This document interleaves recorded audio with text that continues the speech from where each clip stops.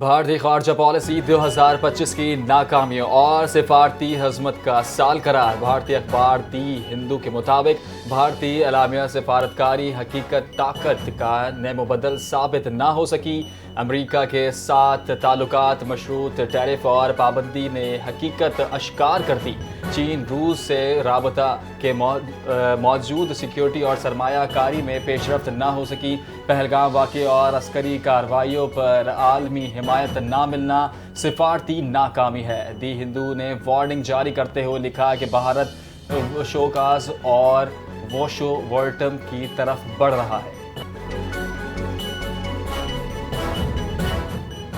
سابق وزیر اعظم دختر مشرق شہید بے نظیر بھٹو کی 18ویں برسی مرکزی تقریب گڑھی خدا بخش میں ان کے مزار پر ہوگی۔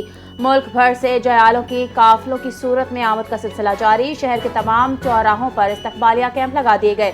مرکزی تقریب میں صدر Asif Ali Zardari, chairman Peoples Party Bilawal Bhutto Zardari, Aseefa Bhutto سمیت دیگر پارٹی رہنما مرکزی تقریب سے خطاب کریں گے۔ محترمہ بے نظیر بھٹو کو خراج عقیدت پیش کرنے کے لیے ملک بھر میں جیالوں کی طرف سے قرآن خوانی کا اہتمام اور تقاریب منعقد ہوں گی۔ دختر مشرق بے نظیر بھٹو کی 18ویں برسی پر ملک بھر سے کارکنان کی گڑھی خدا بخش پہنچنے کا سلسلہ جاری۔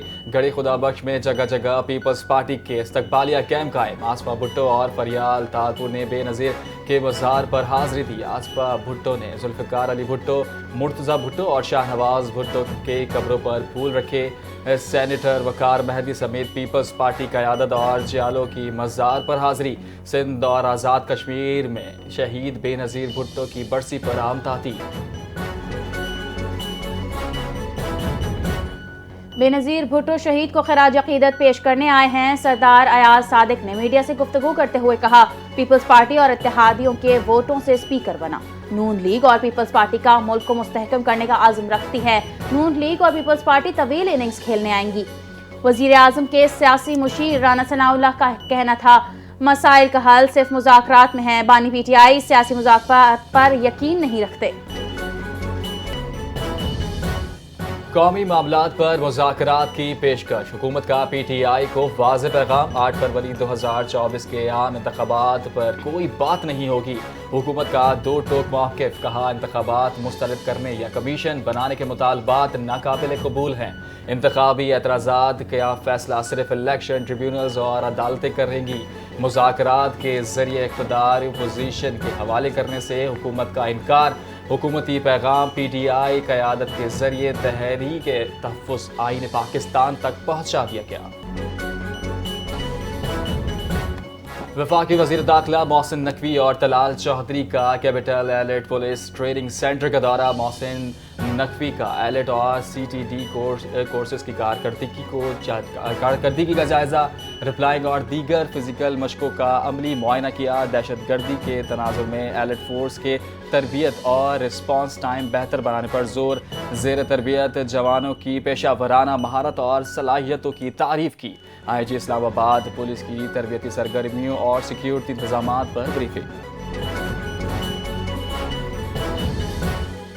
توشہ خانہ 2 کیس، بانی چیئرمین اور پشرا بی بی اسلام آباد ہائی کورٹ میں اپیل دائر کرنے کو تیار۔